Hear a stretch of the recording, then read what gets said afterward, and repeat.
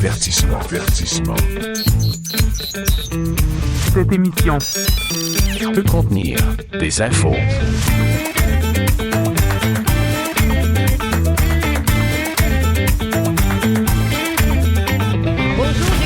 Dans cette nouvelle édition de Peut contenir des infos. Salut Simon. Salut Cathy. Comment ça va? Ça va très bien, merci. Et toi? Ça va très bien aussi. Écoute, on va avoir la chance aujourd'hui de parler avec Benoît Charette. Ah, c'est toujours un plaisir. On a vraiment des beaux collaborateurs et des bons collaborateurs aussi parce qu'ils sont intéressants puis ils nous amènent ailleurs. Donc aujourd'hui, Benoît va être là pour nous parler de Nissan qui songe à peut-être s'associer avec des fabricants chinois pour des voitures. Peut-être. En tout cas, on va en parler. C'est dans l'air. On a déjà parlé de l'avenue des voitures chinoises sur le marché canadien.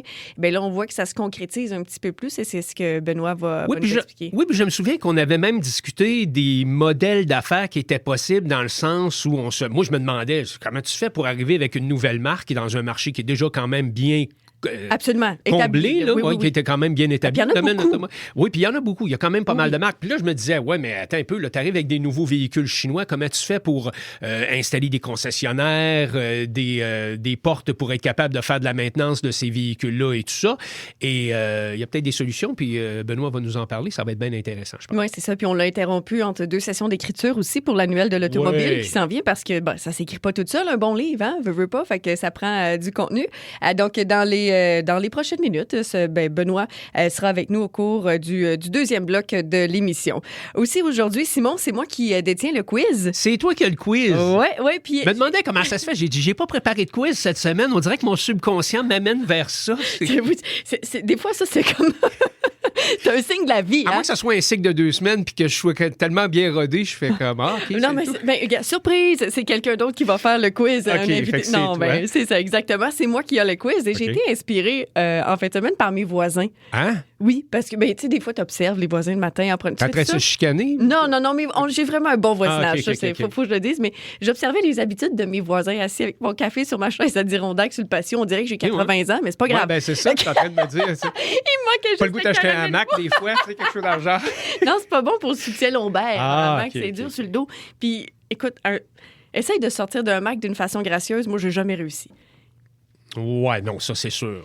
Fait que j'irai pas mettre mon hamac en avant. Oui, puis quand t'as vu Homer Simpson, dans les Simpsons, couché dans son hamac, tu dis, non, c'est pas très élégant, là, effectivement. Non, c'est ça, j'ai à peu près l'air de ça. Fait que tout ça pour dire que j'observais mes voisins dans ma chaise Adirondack. Ouais. Je songeais, moi, à avoir une tondeuse électrique. J'en ai une chez nous, hein. Oui, mais en tout cas, peut-être va falloir t'appeler ma voisine d'en face parce que... écoute, ça a été un projet, son affaire. Oui, OK. Et elle l'a chargé 4 fois. Comme elle a commencé à tondre sa pelouse. Puis elle a quand même, à sa défense, elle a un coin. Puis elle était vraiment longue, sa pelouse, parce qu'elle l'avait pas tondu du mois de mai pour les pissenlits. Puis ça, c'est bien correct, là. Mais 4 fois pour charger, c'est comme tabarouette. Ben, tu sais, en même temps, il faut partir du principe que si ton gazon est le moindrement long... Ah, c'était long, oui. Bon, déjà, tu pars avec quelque chose d'un peu plus difficile à tailler. Comme on dit au baseball, une prise. Tu pars avec une prise. Après ça, c'est la hauteur à laquelle tu tailles. Et si tu fais ta première taille au ras du sol, puis donc t'enlèves une couple de pouces de foin, là, c'est sûr que le moteur va travailler davantage. J'ai pas cette information. T'as la grandeur. Bref, il y a tout un paquet de... Mais moi, j'en ai une tondeuse électrique à la maison. On marche avec 2 batteries. J'ai quand même un pas pire terrain. J'ai un terrain de coin aussi. Puis, franchement... capable de faire le terrain avec les 2 batteries. Après, tu partais avec une batterie qui était à moitié chargée. Mais là, elle était 4 fois à moitié chargée, mais en tout cas, c'est juste que, tu sais... Non, j'avoue que c'est un peu spécial. J'ai trouvé que c'était un projet. Fait que pendant que son numéro, moi, l'appeler, moi, il donné mon modèle. Oui, écoute, au pire, je vais y amener un cadeau s'il y a quelque chose. On va y amener le pamphlet pour c'est ça. Le donner. Exactement. Essaye ça. Va donc t'acheter ça. Tu me passes un message? Non, à peine. Non, connais-tu Simon? Simon a toujours des bons trucs. Non, mais le temps que ma voisine a fait sa pelouse en 4 temps, moi, j'ai eu le temps de faire la mienne. À ma défense, j'ai vraiment une vieille tondeuse à gaz que mon père m'a donnée, que je sais même pas d'où elle sort. Okay. Tellement vieille qu'elle est plus vieille que moi. Mais ça part comme un charme, cette affaire-là, du premier coup de crank. Bam! Fait que j'ai eu le temps de faire ma pelouse, de faire mes cèdres et de planter mes plantes. Le temps qu'elle fasse son terrain. Oui. Puis là, je l'ai pas fait en courant. Là. Vous allez me dire, ouais, Cathy, on le sait bien, mais t'as du jus, t'es énervé. Oui, mais non, pas tant que ça. Je l'ai quand même, tu sais, pour planter des fines herbes, tu t'énerves pas. Là. J'allais dire, au moins, la tondeuse électrique, tu peux passer ça un dimanche matin à 8h, 8h30. Absolument. Ce que j'ai déjà fait avec la mienne, sur mon petit terrain, dans le temps que j'avais un jumelé. Je passe la tondeuse un dimanche matin, je dis, elle fait pas trop de bruit. De fait, elle faisait pas ben de bruit. Le voisin, il sort un petit peu plus tard dans la journée, puis là, il me croise, il dit, t'as fait la pelouse quand? J'ai dit, j'ai fait la pelouse le matin. Il dit, hein? Oui, ça, c'est l'avantage. Parce que c'est tannant, oui. Ça fait du bruit. C'est un peu comme un drone. Ouais. Fait que lui, il est assis dans son salon, il entend à peu près rien. Là, Non, s'il écoute son émission matinale ou il prend son... même dehors, pour vrai. Puis j'ai d'autres voisins qui ont des tondeuses électriques, puis c'est pas si pire, mais en tout cas, je trouvais que c'était un projet. Fait que tout ça pour vous dire que mes voisins m'ont inspiré le quiz. Ah bon? Ben, ma voisine surtout. Fait qu'on va parler de jardinage. Ah, bon. Est-ce que tu as le pouce vert, Simon? Pas du tout. Ah, bon, on va te donner des trucs. Dis-toi que c'est ça. Ben, peut-être. Tu aimes ça cuisiner. C'est des tomates fraîches. Ah, c'est pas la même chose. Ah, faire une sauce spaghetti avec des tomates maison, là, ça va. Okay. Absolument. Ou un fameux sandwich au cap de tomates. Ouais. Des tomates fraîches du jardin, ça goûte pas pareil. Ça goûte pas pareil. Oh, ouais, okay. Fait que ce sera le sujet de mon quiz. On va également parler de la Coupe du monde 2026 de soccer qui s'en vient, qui va se dérouler sur les 3 continents. Oui. Les 3 continents. Sur un continent, mais 3 pays. Ouais, Mexique, États-Unis, Canada. Exactement. Ça. Merci de me ramener dans ma géographie.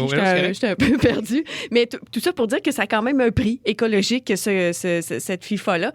Donc, on va pouvoir en parler. Puis, ça va être intéressant quand même, mais la FIFA a mis des choses en place pour pouvoir réduire, évidemment, l'empreinte écologique de tout ça, parce que veut pas, avec des événements mondiaux comme ça, il y a une réalité. Tu peux pas rester juste dans un pays, dans un endroit. C'est 48 équipes. Là. Ouais. Fait qu'il y a cette réalité-là aussi. Puis bon, il y a des choses à mettre en place, mais ça va être intéressant de voir.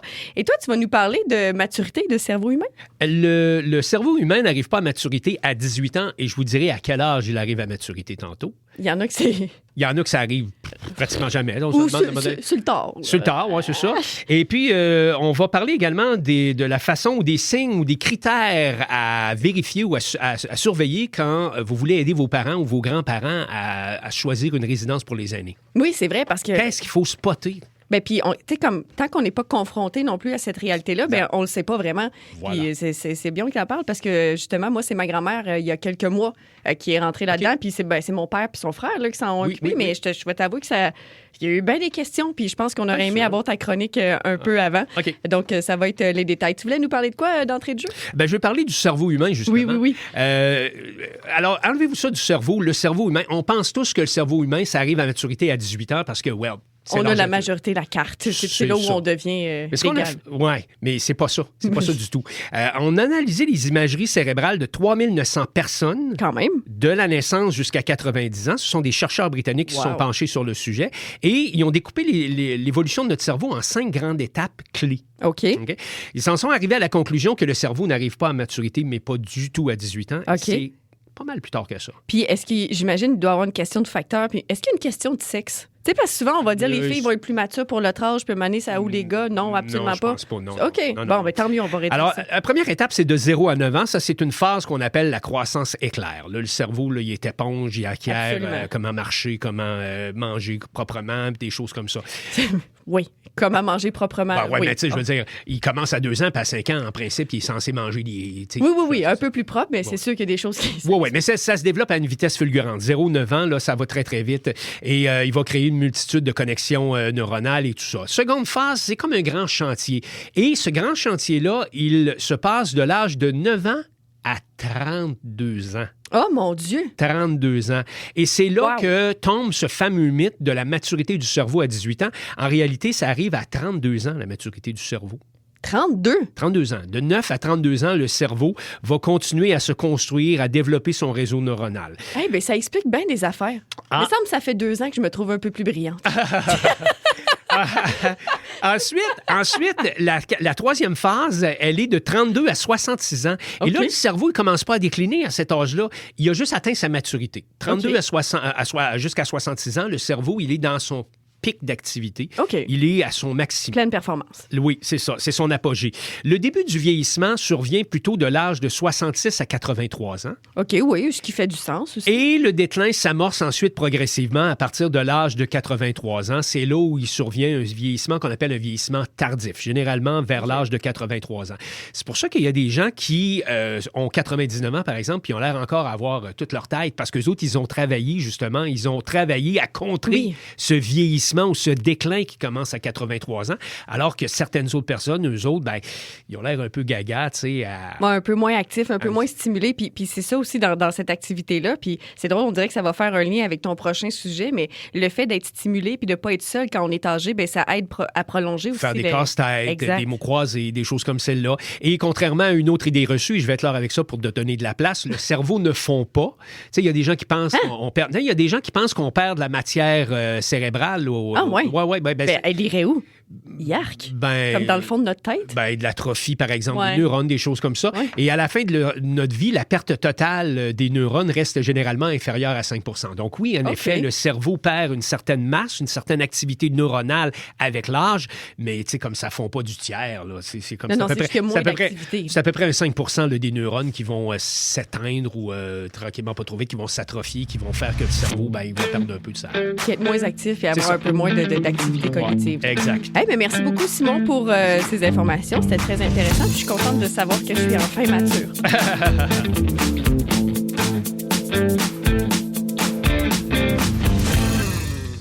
Restez en contact avec Le Contenir des infos. Écrivez-nous par courriel. pcdi@radio-rfa.com. Le Contenir des infos. Que l'été approche, c'est déjà l'avant-dernière chronique automobile avec Benoît Charette qui est avec nous. Salut Benoît. Bonjour. L'été approche, mais on n'a pas encore la température qui va avec. Mais bon. Ben non, ça a l'air d'une fin d'été plus qu'un début d'été en devenir. On va prendre la luminosité, par exemple. Il fait un peu plus clair, un peu plus longtemps, mais je suis d'accord. On pourrait faire beaucoup plus chaud, puis là, tu parles à deux grands frileux. Ouais. Ah bon? Hey Benoît, on voulait parler aujourd'hui, on en a déjà glissé quelques mots dans d'autres chroniques, mais il y a Nissan, le constructeur automobile, qui songe à venir au Canada pour implanter des modèles de voitures chinoises. Exact. En fait, on se rappellera que le Canada a ouvert la porte à 49 000 unités de véhicules électriques fabriqués en Chine entre, à peu près, là, ça a été annoncé il y a à peu près un mois et demi, en avril, jusqu'à la fin de l'année. Oui. Puis bon, évidemment, ouvrir la porte et voir des véhicules arriver, ce sont deux choses très différentes. Parce que il y a des gens, on prend l'exemple de compagnies chinoises comme BYD ou comme Chery. Bon, ces compagnies-là ont beaucoup de véhicules, mais ils n'ont pas de réseau de concessionnaires ici. Là. Il n'y a pas de concessionnaire BYD. Là, BYD a laissé entendre, puis on en avait parlé dans une chronique auparavant, qu'on cherche une vingtaine de concessionnaires au Canada pour, évidemment, vendre des produits BYD. Mais c'est quand même beaucoup, une vingtaine, là. C'est quand même beaucoup, une vingtaine. Bon, évidemment, c'est 49 000 unités cette année. Ça sera un peu plus d'unités l'année prochaine. On dit que d'ici 2030, on irait jusqu'à 70 000 unités pour le Canada. Bon, pour certains, ça peut paraître beaucoup. Sachez qu'il se vend chaque année, en termes de voitures neuves au Canada, à peu près 1,6 million de véhicules. Oh my God! Donc, 70 000, c'est pas énorme. C'est pas assez pour débalancer la hiérarchie au chapitre des ventes, mais c'est suffisant pour ouvrir une porte et laisser la chance à certains constructeurs de venir chez nous. Parce qu'il faut bien le comprendre, depuis quelques années, le marché de la Chine est saturé. Mm-hmm. C'est-à-dire que les ventes domestiques en Chine, là, les compagnies, il y en a plus qui meurent que ceux qui vivent. Donc, on cherche à prendre de l'expansion du côté de la Chine, à aller vendre ailleurs. Et c'est une belle opportunité, le Canada, mais c'est pas au Canada qu'on pense nécessairement. C'est aux États-Unis, nos voisins d'à côté. Là, pour le moment, évidemment, Donald Trump est là, la porte est fermée à double tour, mais Donald Trump ne sera pas là pour toujours. Et la prochaine administration américaine peut être plus ouverte aux véhicules chinois.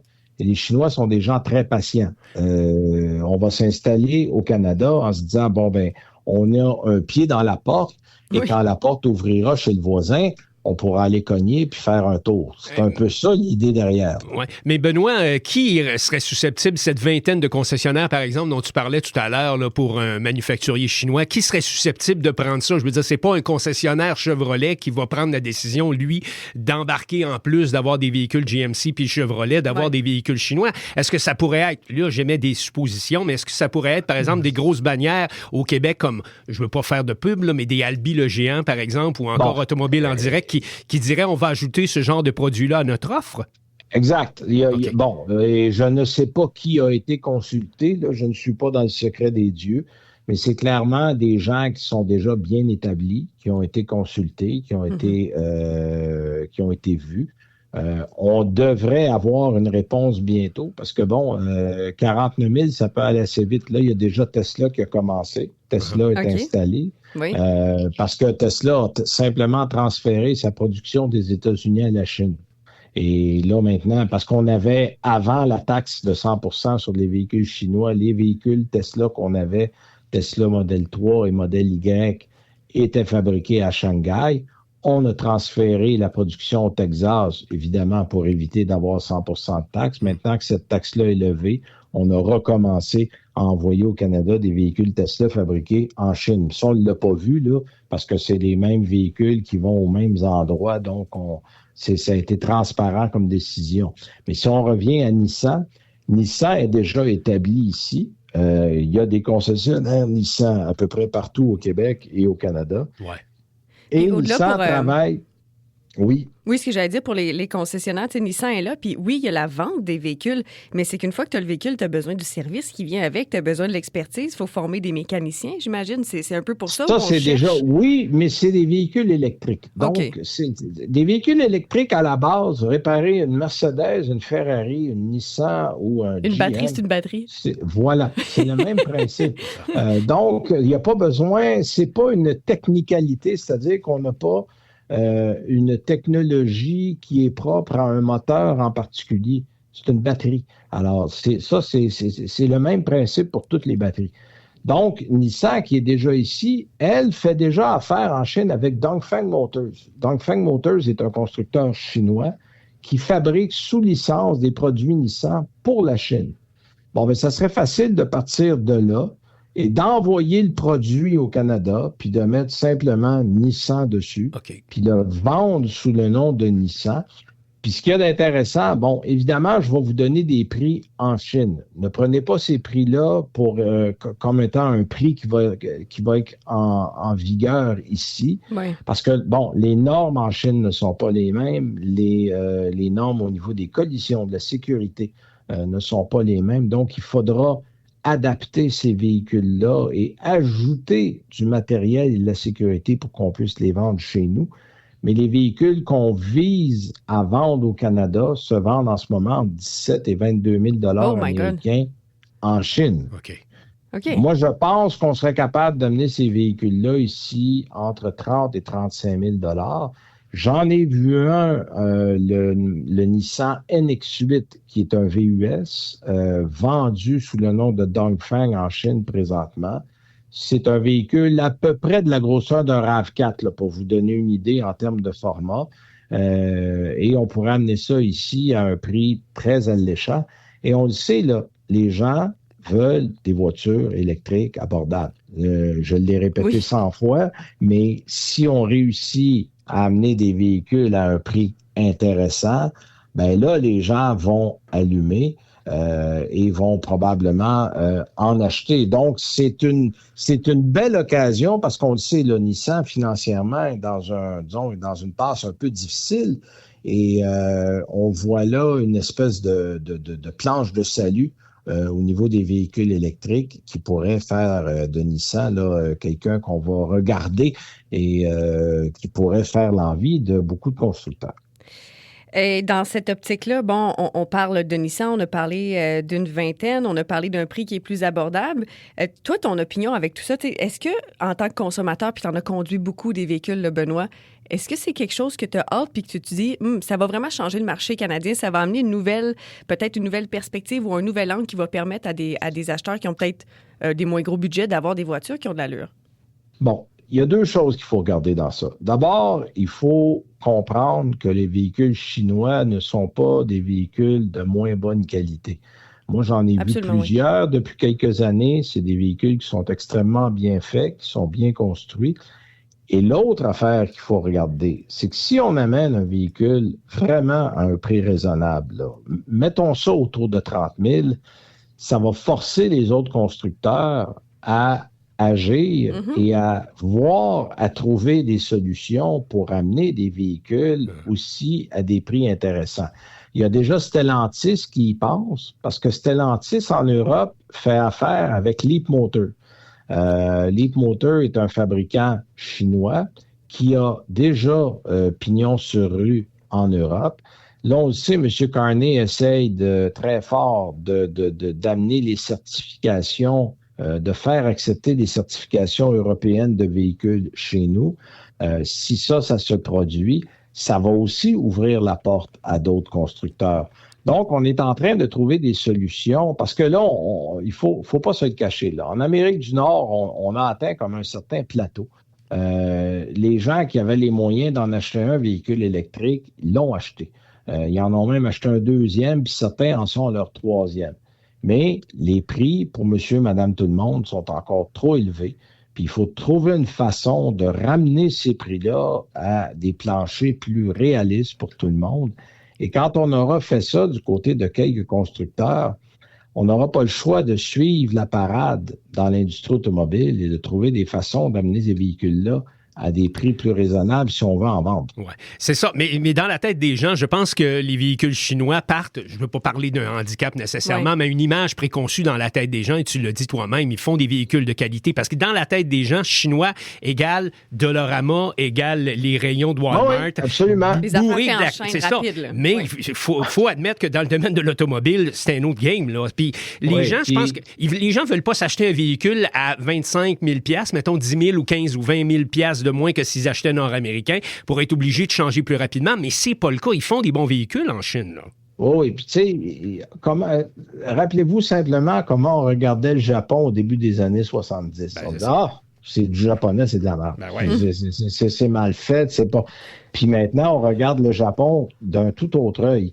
Alors, je pense qu'il faut commencer à regarder, tu sais, même des compagnies comme Hyundai, quand ils sont arrivés au Canada, avec le Pony, qui était un restant de produits Mitsubishi. La qualité était horrible. C'était des véhicules qu'on qualifiait de très basse qualité. Mais on regarde aujourd'hui, ces véhicules-là sont à l'égal de à peu près tout ce qui se fait sur le marché. Ouais. Donc, la Chine, oui, produit des biens de consommation bas de gamme, j'en conviens, mais il ne faut pas, c'est pas le seul étiquette qu'on doit accoler à la Chine, là. On est capable de produire des produits de très bonne qualité. Tu sais, la plupart de nos ordinateurs, de nos iPhones viennent de Chine. Là, les puces électroniques, ces choses-là. Là. Les puces électroniques, il y en a beaucoup. Donc, je pense qu'on veut, et les constructeurs nord-américains s'y opposent pour une raison très simple, c'est parce qu'ils savent que les produits sont bons, puis ils ne veulent pas les voir tout de suite, parce que ça va leur donner un grand frisson dans le dos. Là. Ouais. Et on veut retarder ça le plus loin possible, mais c'est inévitable. Ça va arriver. La question est quand. Le Canada a ouvert ses portes plus tôt. On est encore extrêmement rébarbatif à l'idée de voir des véhicules chinois aux États-Unis parce qu'on craint littéralement pour sa peau du côté des constructeurs nord-américains. Mais je pense que ça sera nécessaire parce que ça va prendre quelque chose comme ça pour changer les habitudes et changer aussi le profil de l'industrie automobile. Eh bien, merci beaucoup, Benoît, pour ces informations-là. Puis comme tu dis, Mané, il faut enlever le gros bout du bâton à ceux qui sont plus riches et redonner au peuple. On va le dire un peu comme ça pour les voitures. Faisons le Robin des Bois de l'automobile. Merci beaucoup, Benoît. Puis on se retrouve une dernière fois dans quelques semaines pour une autre chronique automobile. Puis j'invite les gens à aller sur ton site annueldelauto.ca. Merci. Bye-bye. Salut.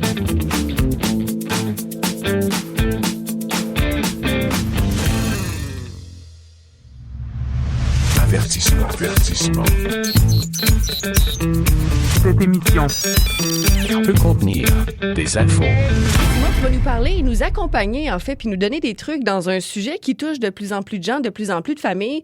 C'est choisir une résidence pour personnes âgées, soit pour nos parents, nos grands-parents, ou même des fois les arrière-grands-parents quand ils sont encore dans le décor, ça arrive. Et on se rend compte quand on arrive à cette étape-là que finalement, on n'est pas très bien informé. Oui, absolument. La population vieillit. Hein, on ne le cachera pas, là, c'est sûr. fait de moins en moins d'enfants et les besoins augmentent avec la vieillesse, ça va de soi. On a besoin davantage de soins de santé, l'alimentation, il faut surveiller ça, la perte d'autonomie, avoir un milieu qui soit quand même sécuritaire. Et trop souvent, on se retrouve dans des situations où on doit prendre des décisions un peu en urgence parce Absolument. que, d'un coup, à un moment donné, il y a un parent que là, il ne peut plus rester dans son condo. Bien, il y a un déclin rapide. Il arrive un accident, des fois, ça peut être aussi bête que ça. Là. Et j'ai visité récemment une résidence pour personnes aînées où mes parents se sont installés. Mon père, heureusement, mes parents, même malgré l'âge où ils en sont rendus, ils ont quand même toute leur tête, là, sont capables de prendre des décisions éclairées et tout ça, puis ils ont soupesé aussi. Puis ils ont eu la chance d'aller s'installer dans une place où j'avais déjà une tante qui était installée là. Ah, ben ça, c'est le fun parce que ça permet du voisinage aussi en même temps, d'avoir un réseau. Là. Oui, puis en même temps, comme ça fait quelques années, comme 2 ans, peut-être qu'elle reste dans cette résidence-là, ça fait que ça donne déjà un bon indicateur, fait qu'elle est capable de donner un bon témoignage. Et ça, je vous dirais que généralement, c'est un bon indicatif. Si vous posez la question à quelqu'un, « Ouais, où tu t'es installé, toi, dans quelle place? » « Ah, moi, j'aime bien cette place-là, on mange bien, le service est bon, puis tout ça. » C'est déjà un bon indicateur parce que quand on vieillit, je vais pas être méchant avec les personnes âgées, là, mais tu sais, comme nos besoins, on est un peu plus, permettez-moi l'expression, picky. Là, absolument, absolument. On fait du cherry picking, là, c'est ça. Écoute, puis je le dis souvent à la blague, puis je lui dis, là, mais ma grand-mère, elle a l'alimentation de mon fils de 4 ans. Ouais. C'est comme, c'est compliqué, puis elle aime ce qu'elle aime, puis c'est ça qui est ça. Fait que, tu sais, c'est correct. Maintenant, ils ont vécu toute leur vie. Ils peuvent bien choisir ce qu'ils veulent manger, mais t'as raison, ils sont piqués. C'est ça. Fait que, écoutez, c'est pas méchant, mais c'est ça. Là, ils ont leurs habitudes, puis tout ça. Fait que, alors, j'ai visité cette résidence-là, puis il y a certaines affaires qui me sont sautées aux yeux. Okay. Et ensuite, j'ai dit, je vais faire une recherche un peu. C'est quoi les critères à vérifier? D'abord, il faut trouver des aires communes qui sont bien pensées, naturellement. Là-bas, il y avait comme un salon de détente avec bibliothèque, jeux de société, salle de loisirs avec billard, une petite salle de cinéma, une vingtaine de places à peu près, grande salle à manger. C'était vraiment très bien conçu. Et là, je me suis dit, au-delà du fait que c'est propre, c'est moderne, c'est accueillant, puis ça, c'est important, évidemment. Absolument, oui. C'est quoi les autres critères qu'il faut surveiller quand on s'en va visiter des RPA? Parce qu'avant d'arrêter son choix sur une, dépendamment de l'endroit où vous êtes, évidemment, si vous êtes dans une petite communauté puis qu'il y a une grande ville voisine, peut-être que vous allez avoir 1 ou 2 RPA parmi lesquels choisir, mais dans des grands milieux, tu sais, comme Toronto, par exemple, Moncton et compagnie, ça peut arriver que vous ayez l'embarras du choix. Oui, puis des fois, tu veux pas non plus déraciner la personne de son milieu nécessairement. Fait que tu vas rester aux endroits. Puis j'ai l'impression aussi, quand on magasinait, puis c'est peut-être une espèce de pensée préconçue qu'on a, mais souvent, je trouve qu'on magasine pour des prix, alors qu'on ne devrait pas magasiner nécessairement pour ça. Puis il faut voir quels sont les besoins de nos parents ou nos grands-parents. Le premier critère, c'est les soins. Hein, parce que, évidemment, est-ce que la résidence peut répondre aux besoins de nos aînés aujourd'hui et demain ou après-demain? C'est pas parce que mes parents, actuellement, dont je disais qu'ils ont actuellement toute leur santé cognitive ou relative, ils marchent sur 2 pattes, ça veut pas dire que dans 3 ans, ça va être encore la même affaire. On sait pas. Et on veut pas qu'ils déménagent dans 2-3 ans. Quand tu les installes dans une résidence pour personnes âgées, tu veux pas faire un déménagement aux 2-3 ans pour suivre leurs besoins. Non, puis l'adaptabilité est moins bonne aussi rendue là à cet âge-là. Fait que tu déracines toujours de leur milieu puis de ce qu'ils connaissent. Et voilà. Donc, vérifier, est-ce qu'il y a du personnel 24 heures sur 24 sur place? Est-ce qu'on peut accompagner les gens qui ont une perte d'autonomie graduelle? Donc ça, si la résidence pour aînés ne peut pas suivre cette évolution-là sur une période de, on va dire 10, 15, peut-être 20 ans, je ne sais pas là, mais il y a des risques que ce ne soit pas le bon endroit pour votre parent. Là, oui, absolument. Puis c'est ça aussi, je trouve, de plus en plus, les résidences offrent cette possibilité-là de longévité, entre guillemets, ou de séjour prolongé, dans le sens où on vous accueille quand vous êtes autonome, mais dès que l'autonomie peut diminuer, il y a des options dans nos services.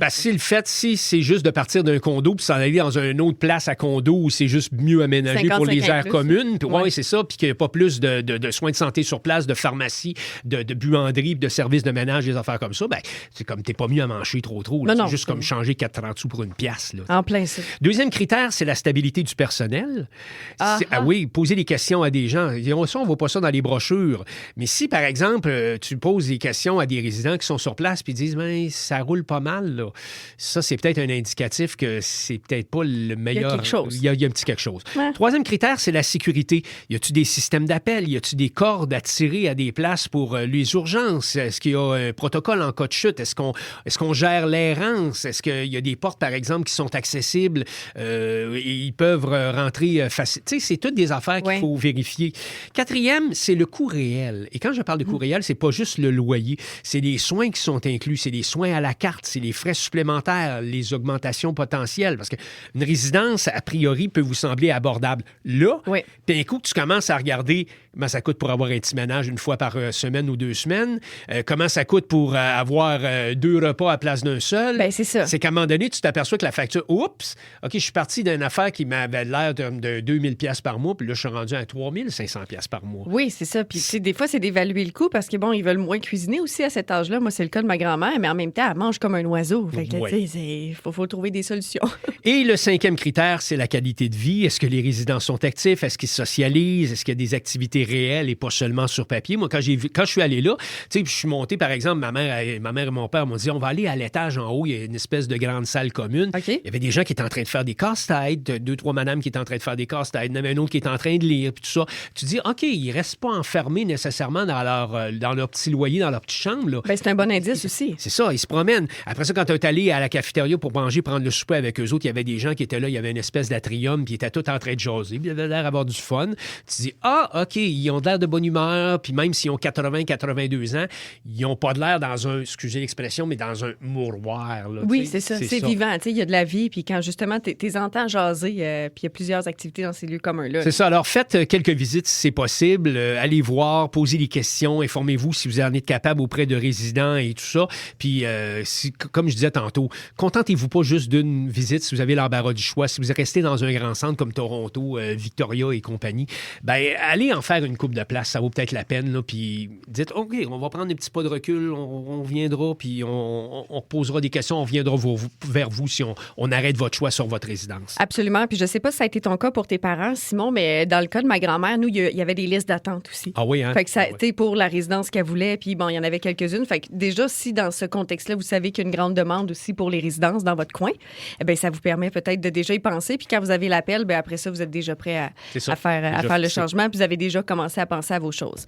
Moi, Simon, je voulais te parler d'un événement qui va se dérouler cet été. Et évidemment, la planète entière aura les yeux tournés pour la plus grande Coupe du monde de soccer de l'histoire contemporaine. Oui, parce que bon, ça va se dérouler pour la première fois dans 3 pays. Donc, on l'a dit d'entrée de jeu, au Canada, aux États-Unis et au Mexique. 48 équipes, 104 matchs, 16 villes.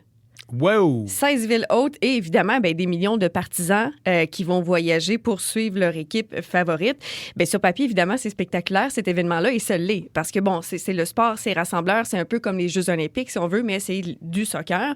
Mais ça pourrait aussi devenir un des événements, malheureusement, les plus polluants du monde. Et je vous apprendrai rien en vous disant que ces gens-là vont pas se promener en trottinette entre Mexico City et Toronto. Non. Donc, ça va avoir un prix écologique. Donc, on a choisi de voir très grand. Donc, ça va être davantage de matchs, davantage de déplacements et évidemment plus de gaz à effet de serre. Donc, l'équipe qui va remporter la finale va avoir joué en fait plus de matchs que dans les tournois précédents. Donc, normalement, on aurait joué 6 ou 7 matchs. Et là, l'équipe qui va remporter la Coupe, la FIFA, va avoir joué 8 matchs au total. Et là, c'est pas 8 matchs dans le même stade non plus. Ben non, c'est ça, là. Puis, c'est pas comme jouer dans le même pays nécessairement. Tu sais, comme en Italie, tu pourras jouer à Milan, par exemple, puis un autre match à Rome. Ben, si tel que tel, tu voyages dans le même pays. Exact. Là, tu es dans 3 pays totalement distincts et distants, là. Oui, c'est ça. États-Unis, Canada. Puis le mode de transport, admettons, en Italie, ben, tu as des trains haute vitesse, tu as plusieurs choses qui te permettent... Puis même dans le même pays. Puis même dans le même pays, je veux dire, tu es aux États-Unis puis au Canada, 2 des plus grands pays du monde. Là, c'est que... Oui, c'est un match à Toronto, un autre à Vancouver, après ça, tu t'en vas à je sais pas où, aux États-Unis. Non, c'est ça. C'est pas parce qu'il y a un match au Canada que tous les Canadiens peuvent aller à ce match-là. La distance est tellement grande, puis c'est ce qui va être reflété pendant cette Coupe du Monde-là. Puis d'ailleurs, la dernière Coupe du Monde, qui était en 2022 au Qatar, se déroulait dans un territoire qui était relativement compact. Mais là, comme on disait, un match à Toronto, après ça, un match à Philadelphie, puis après ça, on s'en va au Texas, puis après ça, hop, à Mexico City. C'est vraiment ce qui va faire que ça va avoir un effet d'effet de serre. C'est pas le soccer, puis on s'entend, c'est pas le sport en tant que tel, mais c'est le transport. Ben oui. Puis là, la question qu'on se pose, c'est OK, je comprends la nécessité d'un événement comme ça. C'est correct, ça a sa place. Autant où les Coupes du monde de hockey ont leur place, les Coupes de soccer, les Jeux olympiques, j'en conviens. Mais dans dans ces grands événements-là sportifs, ce qui reviennent, c'est le coût en infrastructure et le coût en déplacement. Ouais. Ce que la FIFA dit pour cette édition-ci. Mais on a pris des stades existants. OK, parfait. OK, ouais. Super, l'effort a été fait. Il n'y a pas la construction. Non, c'est ça. Puis on n'a pas d'effet des milieux naturels pour construire des stades qui serviront plus dans 3 ans. Tant mieux, l'effort a été là, mais quand même, on a décidé de le faire dans 3 pays, sur un grand continent au complet qui est l'Amérique. Donc, on va falloir voir qui va en ressortir de tout ça, mais il va falloir aussi quand même se questionner, tu sais, Je trouve ça un peu raccourci, cette réflexion-là. Puis, tu sais, je veux pas faire nécessairement mon Greenpeace, là, c'est pas ça, là. C'est un peu comme si je disais, je vais pas acheter des biscuits sucrés, mais en contrepartie, je vais manger 2 poignées de sucre pour compenser, tu sais. Oui. Tu comprends-tu ce que je veux dire? Absolument. Je vais pas construire des stades pour pas faire une empreinte écologique, puis avoir des grosses pépines, puis des bulldozers, puis des tours, puis des grues, puis des affaires comme ça pour construire des sites. Mais en contrepartie, je vais mettre ça sur 3 pays différents, puis je vais m'organiser pour que les joueurs de soccer soient pas capables d'embarquer dans un autobus pour aller jouer dans un autre stade, soient obligés d'embarquer dans un 747. C'est comme, OK. Ben, c'est un peu ce qui a été reproché, parce qu'il y en a plusieurs qui disent, tant mieux, c'est super, c'est bon pour l'économie de ces 3 pays-là, puis bon, puis parfait. Mais de l'autre côté, viens pas me dire que tu fais un geste écologique en ne construisant pas de stade, alors que tu déplaces les gens. Tu vas, en fait, ça va être l'événement où on va déplacer de plus en plus les sportifs. Puis moi, je pense que c'est là mon problème. C'est pas le fait que ça pollue. Tu sais, on n'est pas naïf, là. Non. On le sait que ces gens-là prennent l'avion puis que c'est polluant. Viens pas me dire après que t'es pas polluant ou que t'es carboneutre. Parce qu'au Qatar, semblerait-il que la FIFA était carboneutre. Tu sais, c'est là où on devient un peu plus sceptique puis on se dit, écoute, le pouce, mais pouce égal. On peut pas être contre la vertu. Non. Mais au moins, montre-moi que t'es un peu vertueux. Exactement. Puis comme, donne-moi pas une fausse raison pour te donner bonne conscience. Exactement, la fausse vertu, là, c'est ça, ouais. Donc, ça, en tout cas, ça va être intéressant à suivre, puis on pourra le voir, mais je te garantis, moi, que je ne ferai pas partie de ces 9 mégatonnes de gaz à effet de serre qui sont prévus à être dépensés. 9 mégatonnes. Ouais. Je sais même pas comment quantifier ça. Je sais même pas où on pourrait mettre ça. Ouais, non, c'est quand même hallucinant. Là. Oui, exactement, c'est immense. Donc, bref, on pourra suivre la Coupe du monde de notre salon. Et encourager notre équipe canadienne, on va pouvoir le faire. Restez à l'écoute, au retour, c'est le quiz et on va savoir si Simon ou non a le pouce vert.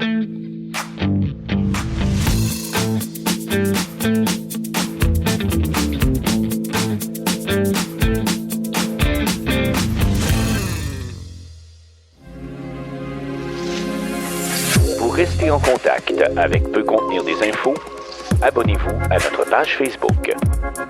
Si vous avez des idées, des suggestions ou des questions à nous soumettre, écrivez-nous par courriel pcdi@radio-rfa.com. Quiz. Ça dépasse tout ce que j'ai pu imaginer. Le quiz. Le quiz. Et c'est maintenant l'heure de notre fameux quiz et c'est l'heure de voir si Simon sera dans les patates ou si c'est le roi de la tomate. C'est super, ça, un quiz sur le jardinage, puis on fait l'entrée en matière avec les patates puis les tomates. Oui, exactement. Donc, j'avais envie de mettre la table. Comme ça, restons dans l'alimentation. Donc, ce sera un quiz sur le jardinage qui m'a été inspiré par ma chère voisine, que je salue d'ailleurs, qui doit être encore en train de faire sa pelouse. Là. Mais...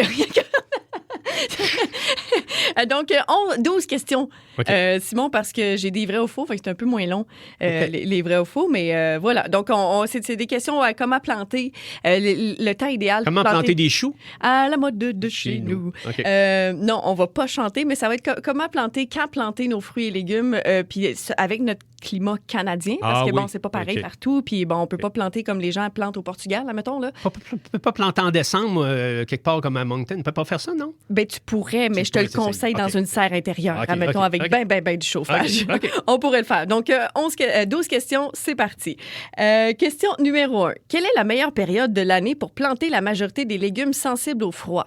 Est-ce que c'est A, début avril, B, après le dernier risque de gel, C, en plein mois d'août, ou D, dès qu'il pleut? Bon, moi, je dirais B, probablement, là, après le dernier risque de gel. Là. Oui, c'est la bonne réponse. Est-ce que tu as mes choix de réponse, Simon? Oui, c'est...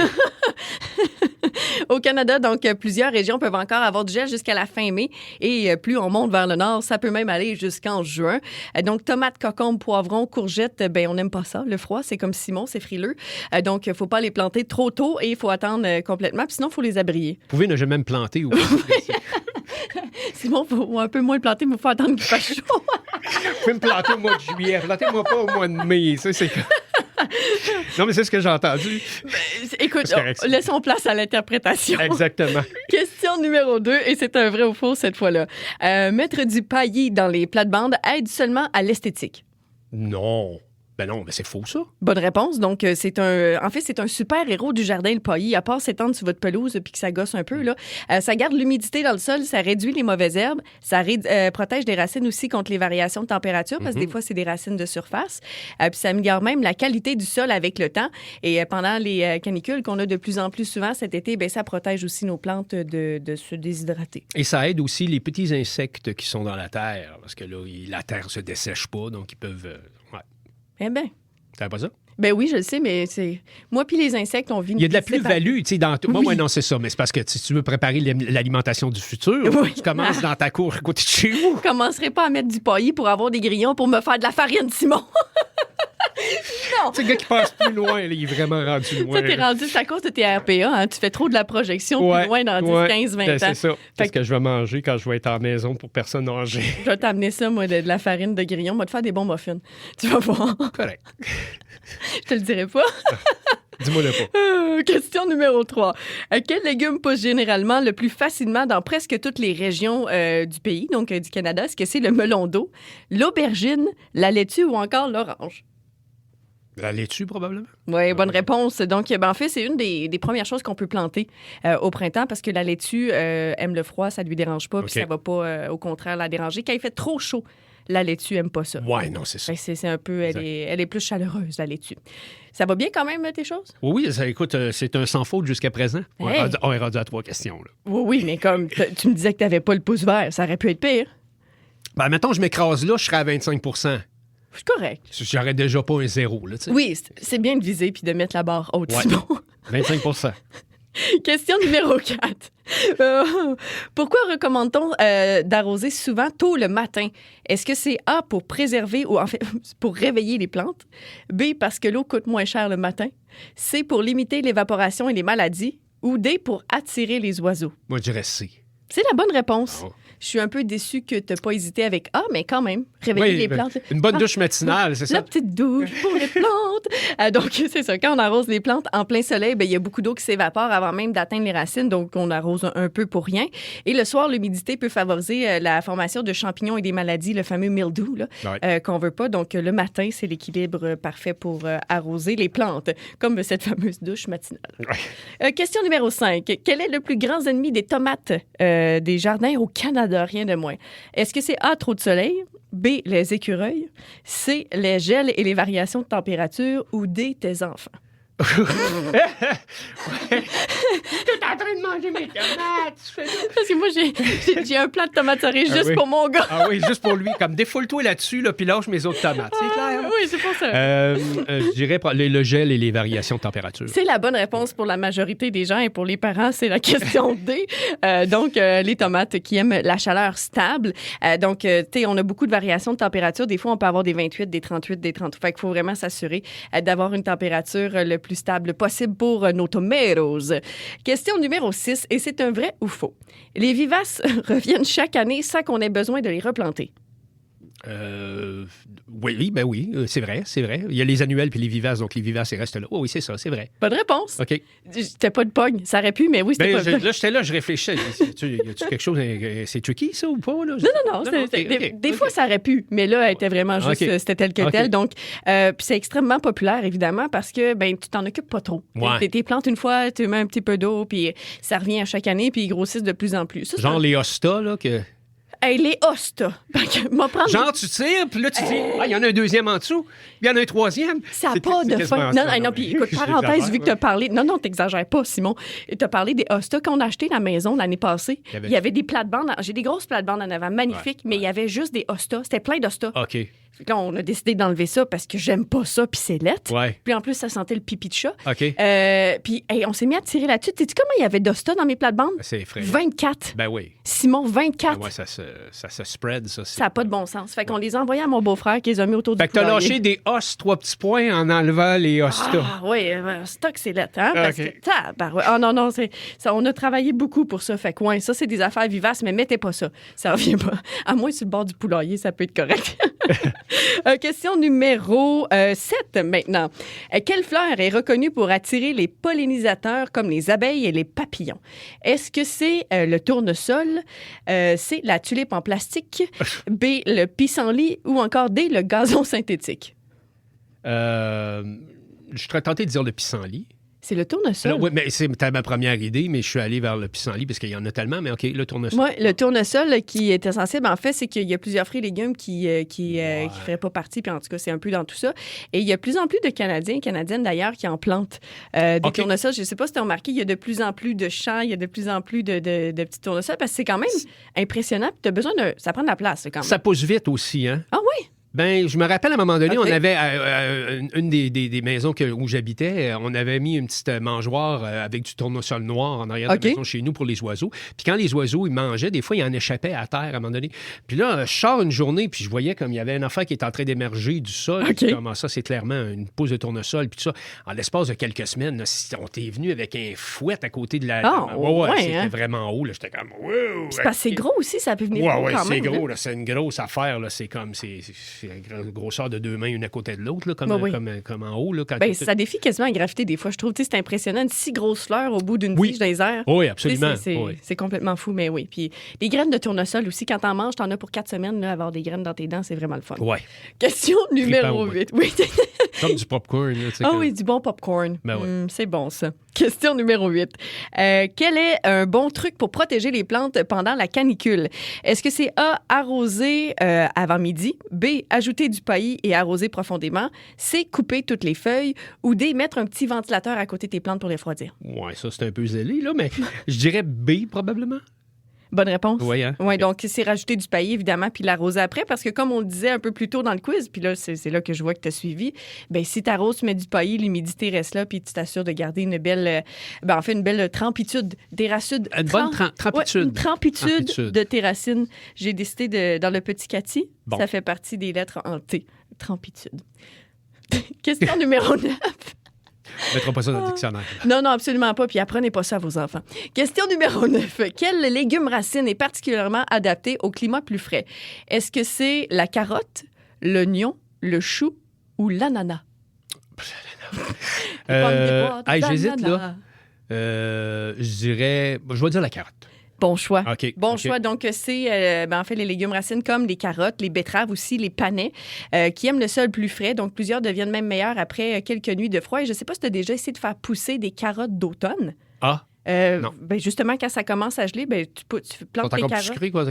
Oui, exactement. Ils sont encore plus sucrés puis sont un petit peu plus foncés. C'est délicieux, mais c'est quand même un art. dans le bon time frame. Oui, c'est ça. Il faut que tu sois à la bonne place. Puis J'ai aucun mérite là-dedans. Normalement, c'est mon chum qui le sort au bon moment. Question numéro 10. Vrai ou faux maintenant? Est-ce que mettre trop d'engrais peut nuire aux plantes? Oui. Oui. Ben, trop, c'est comme pas assez. Là, ça peut brûler, en fait, les racines ou produire énormément de feuilles. Puis les feuilles, c'est pas ça qu'on veut parce que ça prend de l'énergie à la plante quand même pour nourrir ces feuilles-là. Puis elle n'a pas l'énergie pour créer des fruits. Donc, c'est l'idéal. C'est toujours une question d'équilibre. Là. Savoir doser. La modération a bien meilleur goût. Oui, exactement. La publicité. Question numéro 11. Quelle est une excellente plante pour débuter un potager au Canada? Est-ce que c'est un hosta, les radis, un cocotier ou encore un bananier? Oh, c'est trop facile. Je vais dire le radis maintenant. Oui, c'est ça. J'avais envie. J'avais une toune de Beau Dommage où c'était qui? Tous les palmiers, tous les bananiers. Ouais. Hey, on chantera pas trop longtemps. On va se faire couper des droits d'auteur. Bon de même, ça se peut. Non, ça se peut. Ça se peut pas, c'est ça. Donc oui, tu as raison, Simon, c'est le radis qui pousse rapidement, même parfois en moins d'un mois, et c'est idéal, entre autres, dépendamment encore, faut pas que tu le prennes trop tôt parce que c'est ta mère pas mal, là. Mais c'est un bon légume, en fait, pour commencer son potager au début de l'année. Puis vu que ça pousse vite, c'est encourageant. Fait que tu peux replanter, puis tu peux en avoir ça, puis les petits oignons verts. Question numéro 12, maintenant, dernière question. Quel est le meilleur conseil pour réussir son jardin? Est-ce que c'est A, acheter les outils les plus chers? B, planter uniquement des plantes exotiques. C, observer son climat local et choisir les bonnes plantes. Ou D, arroser tous les jours, peu importe la météo. Il y a 3 choix. Là. Je vais dire ça encore. Piou! Je vais répondre jouer intelligemment. Là, la lettre C. Là, regarder le climat puis choisir en conséquence. T'es tellement un bon jardinier, Simon. Donc, c'est le meilleur. Puis c'est le secret. Parce que, bon, quand il fait froid, on abrite les plantes. Et quand il fait trop chaud, on les hydrate avec du paillis. Ça te donne combien? Ça me donne 11 sur 12. Bravo, Mais Simon! je m'en serais quand même un peu voulu, choix de réponse comme ça, d'avoir eu 5. Là. Tu sais, genre 5 sur 12, j'aurais fait comme je suis pas fier de toi, là, mon homme. Là, tu sais. Oui, mais comme on commence à chaque place, Simon. Ouais, comme, mais- c'est ça, mais j'avais. 11 sur 12. Je pense que je suis la tannante quand j'ai fait le quiz. Je me suis jamais envie de mettre des Il y avait niaiseries. des très bons choix. Ouais, c'est ça. Hey, ben, merci beaucoup, Simon. Puis on Merci. se retrouve la semaine prochaine pour une autre émission de Peu contenir des infos.